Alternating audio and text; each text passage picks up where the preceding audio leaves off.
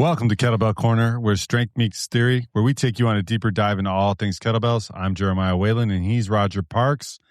And what's up? Today, we got to find out what revs you up, so to speak, Roger. Okay? I want to know. Anyways, first, before we get into today's topic, I want to just say thanks to those who came out to the swing clinic at the end of last month. It was really great. I know for a fact that some people left there knowing how to do the swing better, and some people left there knowing how to do the swing at all. And so they've got a lot of things to work on, and of course, just like anything, take some time and some energy. That's it. Roger, That's it. How you doing? I don't know. I'm okay. All right. Sounds fantastic. It's that time of year again. I got to be ready for the question. Oh, okay, ready. Okay, so building off of our swing and the clinic we had and the previous recent episode we had, it's come to our attention. It seems like not everybody can really articulate what it means to drive with your legs or have your legs be the engine to your lift. And let's clear this up. Let's shine a spotlight on it, if you will, Roger. Okay. All right. Tell me how to do this. How do it? Let's explain. Let's explain the problem and how this came about. So we did a video recently on the force of a swing, what makes it happen, and we had two solid kettlebell coaches, and we think that they both left some stuff out. I don't think that either of them would question that the legs power the swing. Or as we say, what is, the real engine of the lift, which, we're going to explain what that is. But it doesn't seem like it's completely understood. So we want to get into that. I also had someone send me a video, of another, alleged kettlebell coach who was, talking about swings in kind of obscene volume. And I had less issue with the volume of swings that he was suggesting, although I don't think it was accurate. I had a bigger issue with the fact that he didn't seem to understand how to swing kettlebell based on his own form. And the biggest issue was that he was very clearly moving a kettlebell with his upper body in one way. When you watch this technique, his head and his chest led the way, and they finished first at the top of the lift, and his swings only followed after. His hips only finished after, which raises an interesting question: is what is the engine of your lift? So the engine of the lift really is the thing that makes it go. What drives it? What makes the motion happen? And that's really what we're after. And people will say, a kettlebell swing it's all in your hips or it's all in your legs, but do we really understand what that means? And that's what we're going to talk about today. I like that. And one of the key points from the swing clinic, and this is sort of, hopefully we'll like kind of illustrate that a little bit for you, Roger, is we say that once you're standing up, essentially the swing is done. The swing is done, and it's going to do the rest. So the key to that is standing up, and we all supposedly know how to stand up, and it's pushing your feet through the floor. Can you sort of illustrate?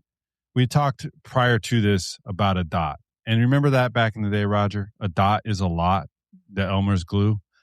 You were probably eating it. I know. But I was sniffing it, and that's why we get along. But let's talk about this dot, and you broke this down to me, and I thought it was quite helpful. So where should I put my dot, and why are we using a dot? So we're doing a thought experiment in order to understand this idea of what moves the bell, or what is the engine of a lift. So in this thought experiment, you have a dot, and let's say it's about as big as maybe the bottom of a coffee cup, and make it whatever color you want, and it sticks. Blue. It can stick. Okay, blue it is. Okay, and it can stick on skin. It can stick on clothes.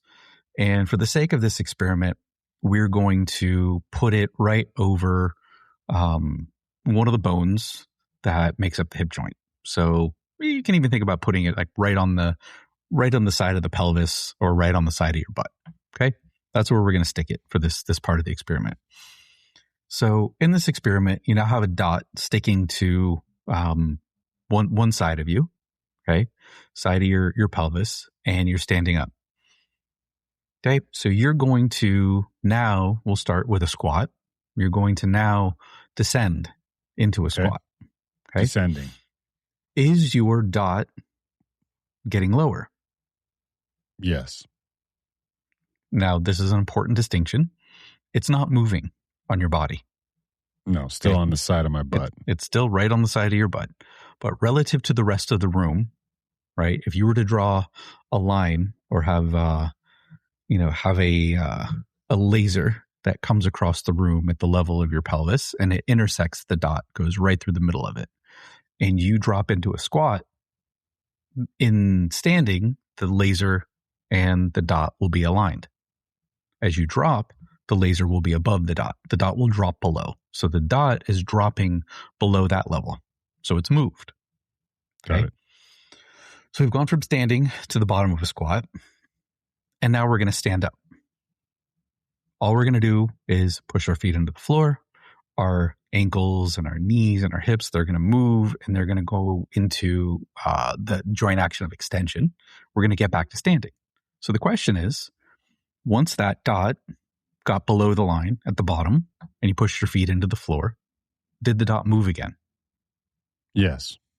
Okay. Again, not relative to your body, but relative to the room.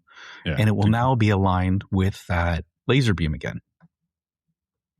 So that is how, in this situation, moving your legs moves that dot. Okay.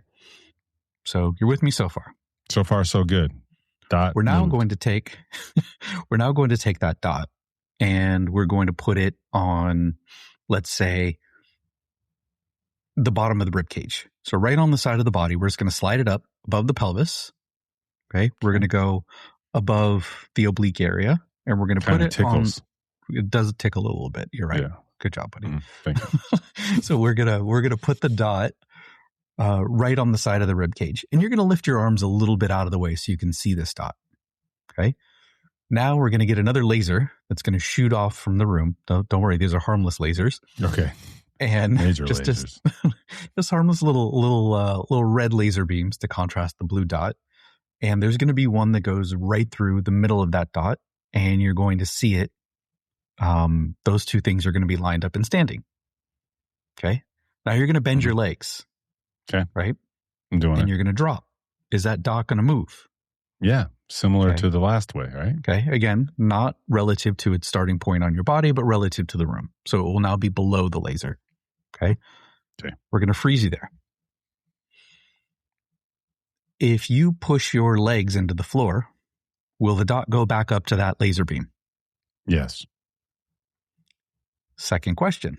Is there another way to move the dot relative to where it starts in the bottom position and getting it back up toward the laser beam? Well, Roger, of many years of you asking me questions and sometimes shaky answers I might have, as you know, Evan Osar, I could bend over, and I think that would move the dot if I bent at the waist. So if you bend at the waist, yes, it would go lower. And if you extended at the waist, if you lifted your chest, it would go higher. Yeah. Sweet. Right? It's on the side of your rib cage. Now, it's not going to get back up to the line, but it is going to move relative to the room. Right? Yeah. So if I move my spine, one thing's going to happen with the dot. The dot's going to move. If I move the legs, the dot's also going to move. In this Mission case, accomplished. This is what we're talking about, though. In one situation, the spine becomes the engine. It's the thing that moves the dot. So let's say you start to move the dot lifts up, and then you let your hips follow through. Okay. So torso first, then the hips are going to pop through. You'll use your legs a little bit, or you will never get, if your legs are bent, you're never going to get the dot back up to the original level. But the engine of the lift is primarily the spine because that's what moves first. And even if you were to say it's kind of a 50-50 thing, let's say the spine's doing half of the work and the legs are doing half of the work, still the spine is part of the engine of the lift, which we don't want, right? Now let's do the same thing with the dot, and now let's put it on the end of your hand. Okay. Okay. Right on the back. Okay. We're going to get down into a deadlift position this time. Right. So we're starting in standing. The dot, same deal. You're going to now have a laser beam coming across the front. It's going to intersect that dot. You're going to go down into the deadlift.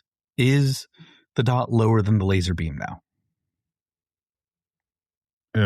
I was standing and then I lowered into the bottom of the deadlift. Yeah. And yes, it is. Yes. So now it is. So now we have a choice, right? We can stand up just to push the legs down into the floor.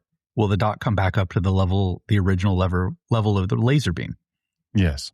Okay. So far, so good. Or we could lift the back or lift the chest up, right? The dot's going to raise, maybe not go all the way up, right? Or we could take the back of the hand, right? And we could just lift the arm up. So that's going to get it up to the original level.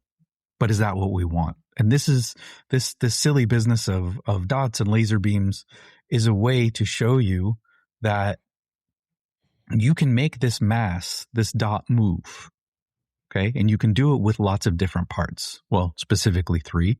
We could talk about different muscles. But in the same way that when you stand up using your legs, the dot raises in every scenario back to where it originally comes from. The legs will power the deadlift. The legs will power the squat, and the legs will power the swing. This is what we mean by the engine. We want the legs to be the engine. They are your biggest muscles. They're your strongest muscles. They are really designed for a lot of movement. They're designed for heavier load. Can your spine work? Sure, your spine's strong. And, do the spinal muscles need to stabilize when you do these other movements? Absolutely. But I would advise against leading a swing with either the arms or the spine. I will contend that the leg should be the prime mover. And the dot being stuck to your body is really just about connecting an object to you. When you look at physics problems, regardless of the amount of mass in an object or the shape of an object, what they usually use is a simple point. And that point mass, we talk about what are the forces that act on this point mass in order to move it from one point to or one place to another to displace it. So if we have this point mass that's attached to us and then we stand up, we see in every case, not only the dot move successfully, which is what we're really trying to do. We're trying to move masses, but we've also used our legs. We've made our legs the engine of the lift. And it might seem like a silly thing, but what this really does is it teaches us a couple things. One, that connecting an object to your body is really critical, especially in a kettlebell swing. Your arms should not be employed to lift the bell. Your spine should not be employed to lift the bell. They are effective. They are synergists. They're working to do that. But your main function of your arms and your hands, your hands, the function is to grab the handle to make sure that the bell can swing. The arms are the things that you lay along your body, and they're kind of conduits or connectors of the force. And the more we bring the arms toward the body, the more the force from the legs moving, the engine of our lift, is going to translate to the bell. So we're learning that the arm to body connection is important, because in the same way that the dot is stuck to us, we want to use our arms to stick the object to us. We want to integrate this thing in with us as much as possible. And then, like you said earlier, we all we want to do is stand up. We don't need to lift this thing. If this thing's attached to us, and we drive our legs, it's going to lift itself. And this is really what we're after. So we learn, again, from this simple thing that the integration of the arms with the rest of the body will ensure that the legs do the work. And it also will ensure that we are more efficient with applying our force to the body, or our force to the ground, that then travels up through our body and goes out through the arms and eventually swings a bell. Like a kid in a shopping cart. Mm-hmm. Well, this applies to the clean as well, and the snatch. Pretty much any ballistic. If you think about where your dot is, and can we say the kettlebell is the dot? Is that like the relative connection there? The kettlebell is the dot. Yeah, you can, and I just I start with this silly dot experiment, this dot thought experiment, because it's a way to show how moving your legs actually moves an object. Yeah. It paints the relative picture to the perfectly floor. clear. Yeah. So as you start to move it up, you now see that, okay, the more segments you get involved, the more shenanigans you can employ to move it, which might be a good thing, might be a bad thing. And the closer you get to your hands, obviously, the more options you have to move the bell, but the easier it is for things to go wrong. So just moving the dot from the legs up to the torso, up to the hands is a way to help people understand that it's all the same thing. It eventually gets to the same place. And a lot of the movement of things is a consequence of your body, your architecture, the shapes that you make when you move and then stand up. It's not about, when we're talking about force in the prior video, of course, there has to be horizontal force acting on the bell, or it couldn't move in a horizontal way. If you were to trace the arc of the bell, there's going to be some vertical and some horizontal.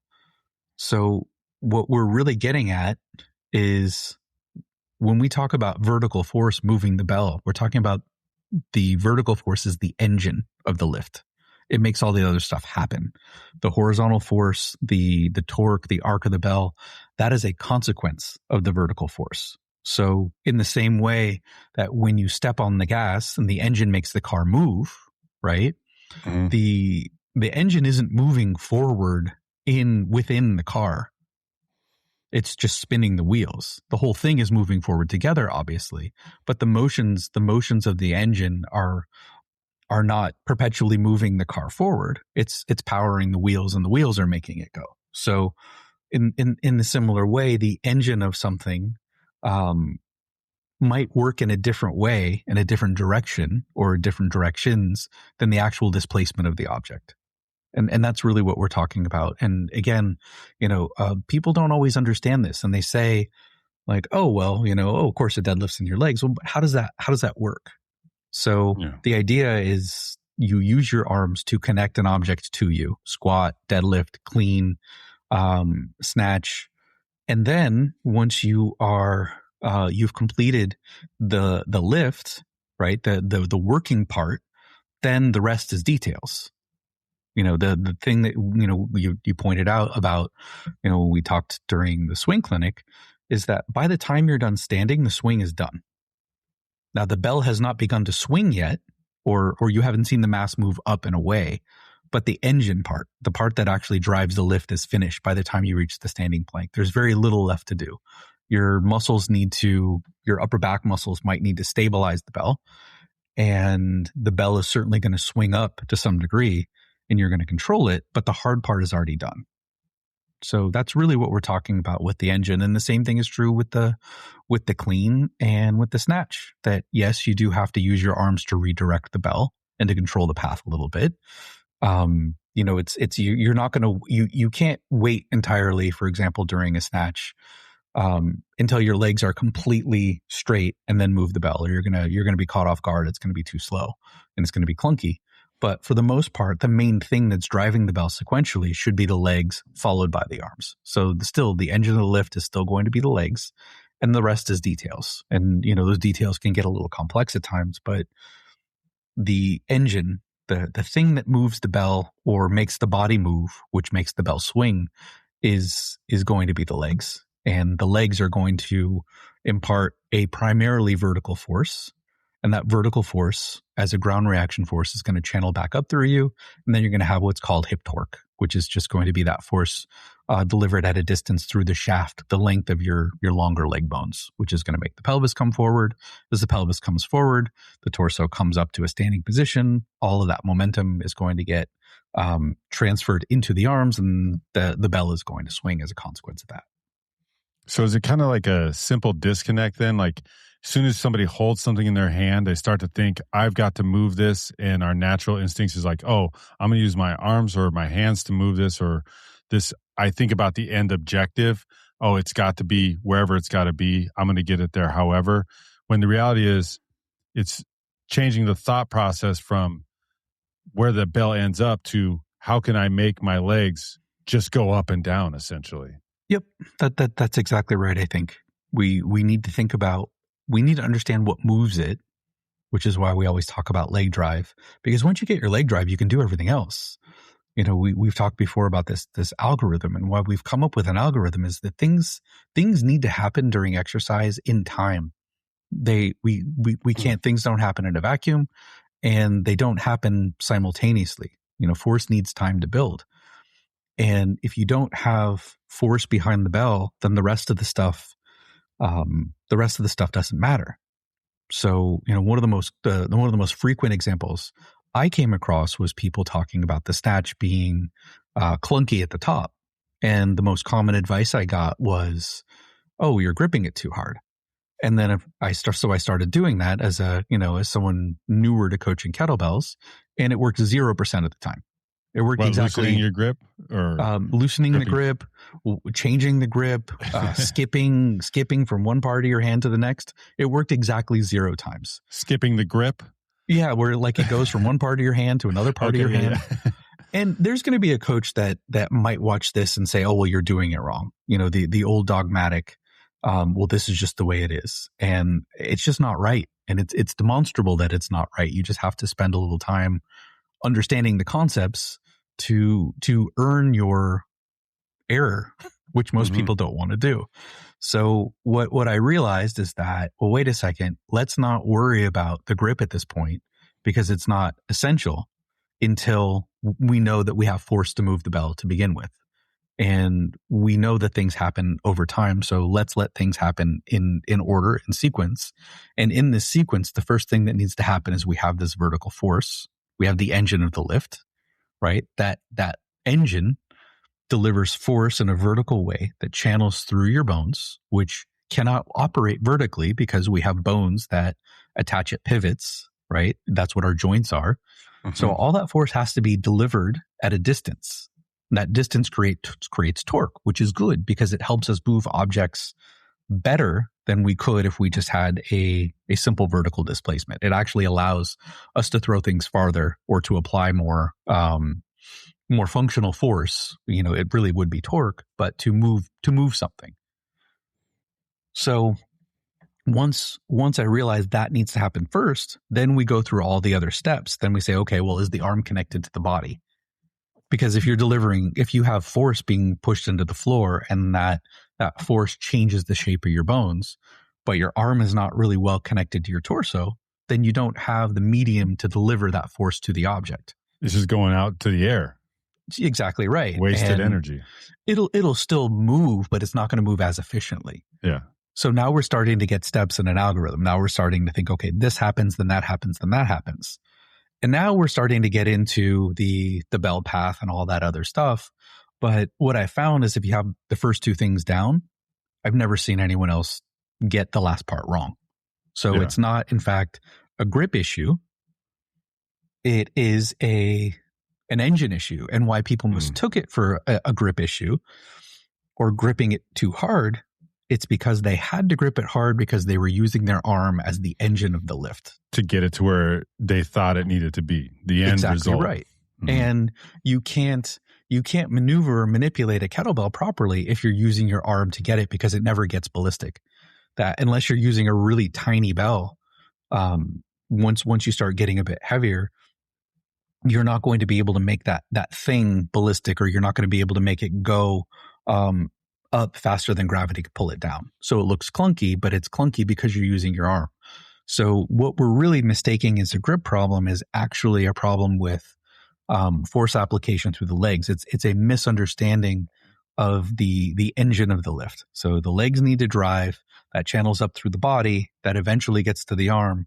Once you've got the force that's moving the kettlebell, once the bell is functionally ballistic, or it's weightless. So it's really easy to move it wherever you want to move it. That's not the hard part. The hard part is driving your feet into the floor hard enough in order to make that happen. Hard enough. I apologize if that sounds complex. It's remarkably simple. Yeah, it's so simple. I'm going to share this little behind the curtain Wizard of Oz shit here, Roger. Okay, so we used to run a kettlebell class on Saturdays, and we would coach it over the internet. And it would be 3 coaches, myself, Roger, and Coach Susie. And we would have this big group of people that were trying to figure out who's doing what, when, and how can you help them and figure them out. And an algorithm, Roger, correct me if I'm wrong, is a set of steps used to solve a problem, essentially. A sequence, yeah. A sequence, but the sequence is important because it's not just a pick and choose. This happens, then that happens, and that happens.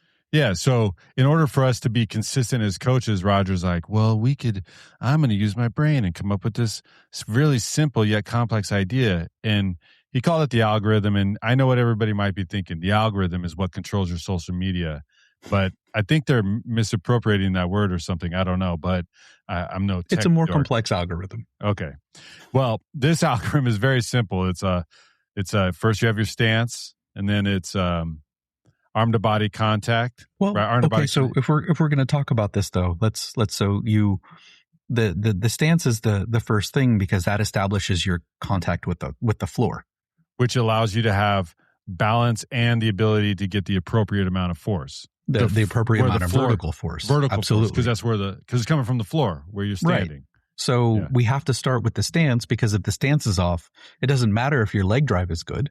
What if your leg drive is great, but you're standing on the outside edges of your feet, right? Yeah. Because you're too jammed up. Or what happens if your leg drive is going to be good, but your legs are too close together, so you break both of your knees with a kettlebell as you bring it into the hike position. So we have to start with stance. Yeah. So it's stance, and then we're at arm to body connection because you need that's a good step, right? We need to redirect, so you have to have that connection.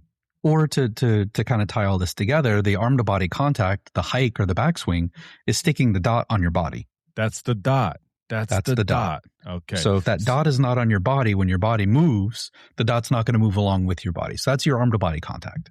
Yeah. Then it becomes that third representation of the dot where you're moving your hands or your waist or whatever. Exactly. And then you have the leg drive. And then your leg drive happens, which then subsequently applies the force into the dot. Yes, and then you have once you have that, then you can redirect the force. Whether it's a swing, you just let the arc happen. Whether it's a clean, you bring it in close, or whether it's a snatch and it ends overhead. Yeah, and then you reconnect the dot, aka your arms to your body, so you can absorb the force and repeat this process. Now it seems so simple now, Roger, but what if you're a coach? This algorithm is going to change the way you solve certain problems for your kettlebell people. Trust me. Even when, I don't know if you do this, Roger, I don't know all your clients, some of them, but I like to teach them this algorithm and ask them about the algorithm and ask them if they understand it and go through it because I'm not going to always be there and I want you to understand. So if you're a practitioner, once you understand this algorithm, you start thinking, can I address the problems? Using video is probably the best way to see where these things sort of start to happen.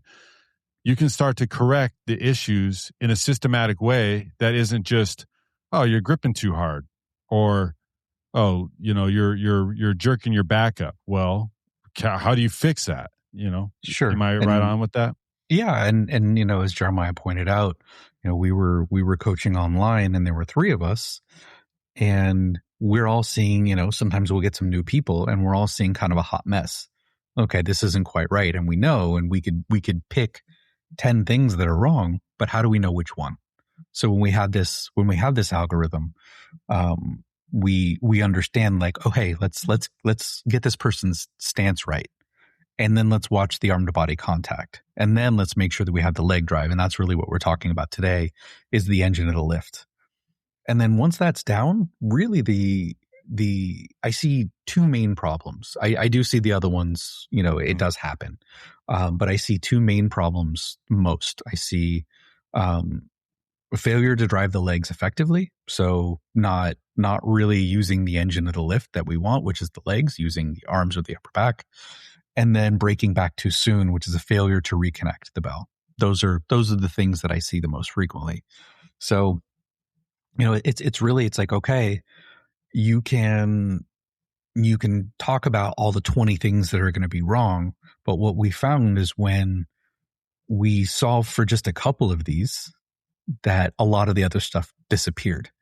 And again, the most common thing with the snatch, especially with beginners and on the way up, is when we taught people how to use their legs, rather than their arm. And we see a lot more people trying to use the arm for the snatch because you're thinking, oh, I got to get it overhead. Mm-hmm. So your awareness surges ahead of your legs, and you're starting to lift with your arm. You're not allowing that force to propagate. You're focusing on your arm, you're focusing on your back, and maybe you only get, 70% of your leg power. So it feels heavy and clunky. That's when we start to see, oh, the grip is bad, or whatever, it's clunky, you're gripping too hard, blah, blah, blah. So we didn't need to give people 20 things to focus on. We just needed to give them a couple. And that's how we knew what the thing was they needed to focus on, by just reducing it to things. But again, this is, rather than focusing on 10 things, you focus on one thing, drive your legs. And that's what this whole nonsense about dots and engines has really been all about. Because when you get it and you internalize it, on the way up and on the way down, right? Because on the way down too, once you reconnect the bell to your body, that same engine, rather than the gas, becomes the brake.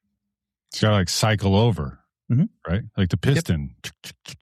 Yep. So we also want to keep that in mind too. So when you understand how this works and where you should feel it, it's helpful. And for some people, be like, why are these guys talking about dots? And that's cool. We're really talking about legs. So Roger, basically what you're saying is every day is leg day in kettlebells, and you need to use more legs. Just if your swing or your snatch or your clean isn't feeling great, maybe your back's grouchy, you're probably not using enough legs, and you may not have your arms connected to your body. Or you remember, you got to stick the dot onto your body if your leg drive is going to make it move. Put that dot on your body and use your damn legs, people. That's it. That's enough. That's it. Anything else, Roger? No, I'm thirsty. All right. He's thirsty. I'm thirsty too. And you can be thirsty as well. But first, download the Bells app. It's on the Apple App Store. And let us know what kind of skills, especially if you're LA local, if you want to see another clinic, let us know in the comments what kind of skills you want to learn next. And again, we're taking your questions. We got a Q&A episode coming up. So drop your questions in there and we'll answer them. And if you have a confusion about a dot, I don't know what to tell you. But that's a lot already. All right. Thanks, Roger. Thank you. Stay strong, everybody.